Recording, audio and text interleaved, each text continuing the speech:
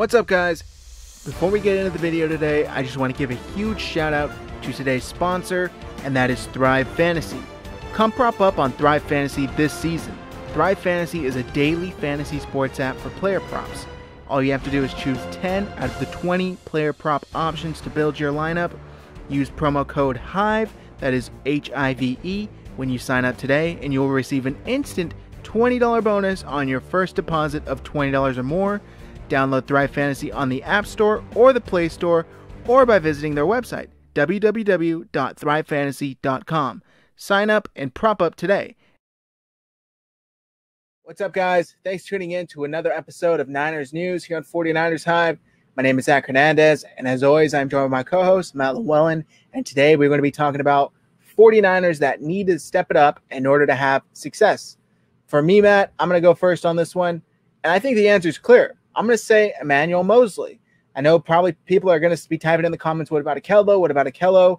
I don't want to quite say that I've written Akello off, but I do think Moseley has proven to be the better and at the very least more consistent cornerback of the two. I think Moseley has shown the 49ers what he can do when given the opportunity. And I know everybody's going to say, what about in the Super Bowl where he let his assignment go? And that's fair, but, show me a corner that hasn't had a mistake like that. He's young. He's still, learning the game, learning the system.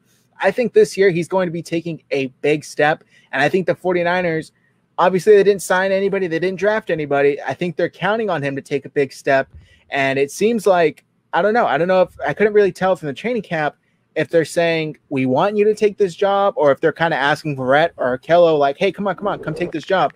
But for me, I do think that Moseley is going to step it up, and I think the 49ers desperately need him to step it up. Who do you have, Matt? I have Mike McGlinchey. It's year 3. It's time to put on your big boy pants and play up to that first-round level. And he's been okay. I mean, I'm not going to say he was completely garbage, but he could do a lot better. And, his running mate, Joe Staley, has retired, replaced by just as big a monster in Trent Williams. So it's not like McGlinchey is lacking in education or a role model to look up to or somebody to pattern their game after. He's just had instances where, he'll let defenders in on him. He'll lose leverage. He'll stumble. He'll fall down. And he's got to clean that stuff up. I mean, are you going to be the right tackle of the future for this team? Or are you going to be a guy after, your year 4 or maybe year 5, if they pick up the option, that it's time to look for another replacement? I know he kind of switched positions. He was a left tackle at Notre Dame for the most part. And because Staley was here, obviously they moved him over to the right. But, again, it's year 3. This is put up or shut up time. The 49ers offensive line has a huge task in keeping Jimmy Garoppolo upright, who, again, is another important player to kind of, excel and have not a breakout year. I thought he had a good year last year, but to clean up some of the stuff that we saw. And, a lot of that stems from being able to keep him upright and being able to let him scan the field and have time in the pocket. And for me, I saw McGlinchey get beat bad a couple times last year on pass rushes. So he's got to clean that up. The interior line is kind of a mess right now. It's not healthy. It's one of those units that is going to take time to develop. So you need to have your anchors at the tackle position. So we already know Trent Williams is going to be a beast. I mean, he always has been. And now it's time for McGlinchey to show if he's going to be a beast or just another, first-round washout. Yeah, McGlinchey is interesting because he has the size, he's physical, but for some reason he was just getting, mauled at certain times, and other defensive linemen are going out there and kind of just giving him a sack lunch every day. So it's like, you got to step it up, man. Now was the time, like you said, Staley's not in the building anymore. You don't have your big brother figure. Now it's on you. So I think McGlinchey will stand up to the task, especially standing with Trent Williams, who's going to be able to show him the ropes, at least from maybe a different perspective than Joe Staley did. But I also would say another guy to keep an eye on that really needs to step it up, that might be feeling some pressure, and this might be an obvious answer, but Dante Pettis. And I don't think that it's quite hinging on him as much as the two guys that we previously said. But I do think the 49ers, they're counting on him to have a big year. The roster cuts just happened. They kept him on the roster. And I do think from everything, all the indications that I've seen from off-season camps, from what John Lynch has said, from what Kyle Shanahan has said, it looks like they're pretty excited about his season, at least going into it this year. He looks like he's packed on some weight, some muscle. He looks like he has a different mindset. And even I watched one of his press conferences, and he was even saying, like, hey, everybody's saying I shouldn't even be here. So I have literally no expectations to go off of, and I'm just here to show what I can do. And he did say he was working through some personal things. He didn't care to go into them at the moment. But it seems like he has his mind right. And we've all said that's the biggest thing with Dante Pettis. He's got all the physical traits. It's just his mentality. So I would go with Mosley and Dante Pettis. I think more so Mosley needs to have success. I think Dante Pettis, you could argue, is more of a luxury. But if he has success, then the 49ers passing game is going to be working really, really well. Do you think that's more of a pipe dream? No, I don't. And the one thing that really caught my attention when I watched Dante Pettis during the press conferences is that like blue hair crap, it's gone. He's come in, all the extra stuff on top, the dyed hair and whatever, that's gone. And you see a kid who maybe for the first time is realizing like, oh, this is a grown man's game and grown men have to play it. So, I got to put all the other stuff aside. And he said that, Coach Shanahan was hard on him and he took it the wrong way and he had to learn how to let that go. So hopefully that is true. And he can contribute to this team and help the offense out, because having Dante Pettis, who we had so much promise for, I mean, he was a second-round pick. So, if he can recapture that magic we saw at the end of his first year, that's a boon for the 49ers. The last person that I think is critical and needs to improve for the 49ers to go back to and win a Super Bowl this year isn't a player. It's Kyle Shanahan. And for me, he needs to do what got him to the dance, do what gets you to the Super Bowl, and then stop out coaching yourself.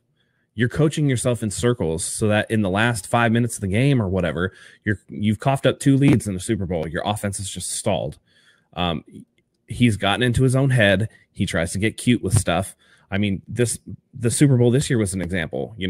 Deebo Samuel was all over the field in the first half and then disappeared in the second half. He was nowhere to be found. They went away from what was working and what got them the lead. And when the offense stalled and couldn't sustain drives, then you saw the defense start to come apart. And I think a lot of that is Kyle gets in his own head and he's saying like, well, they've seen that, so I need to do something else. Instead of, well, they've seen that, they can't stop it, so until they do, I'm just going to keep doing it. Which is what he did against Minnesota and what he did against Green Bay. All he did was pound the rock, and they couldn't stop it.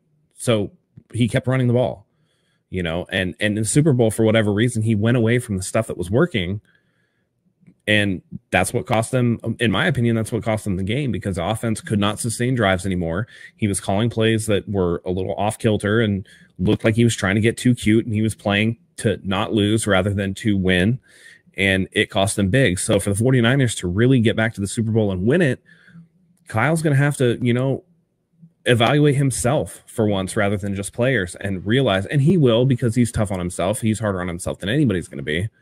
But he's had two chances at getting a ring, and both times he's come up short in really weird ways.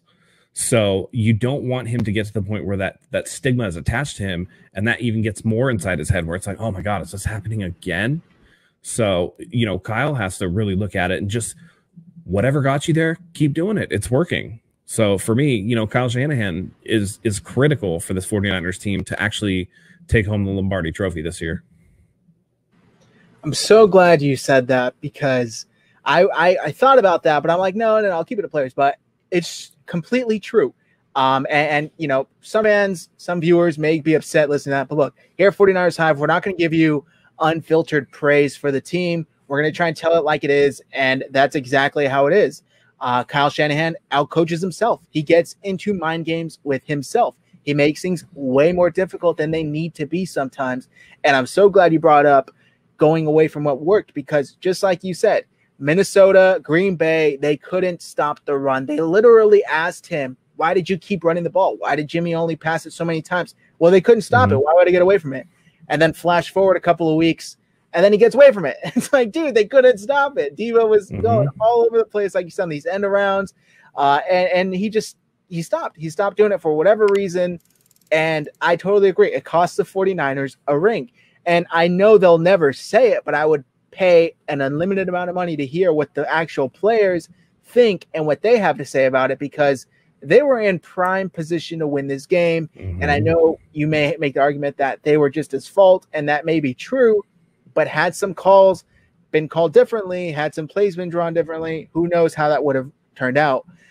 So that's a great answer, Matt, because I do think Kyle Shanahan, he just needs to stick with what works. He has a fantastic offense, a fantastic team. He's built a great team here with the 49ers, and he just needs to use their skill sets to the best of their abilities instead of trying to fit a round peg in a square hole, because it's not going to work. It's just not going to work. So yeah, great answer. I really do like that. But guys, I think that's going to do it for us today. Thanks for tuning in to another episode of Niners News here on 49ers Hive. We really do appreciate you guys viewing. And if you like what you see, hit that subscribe button, drop a comment below. Who do you think is going to need to step up the most for the 49ers to return to the ship and bring home a ring this time? And also hit that like button for us to show support.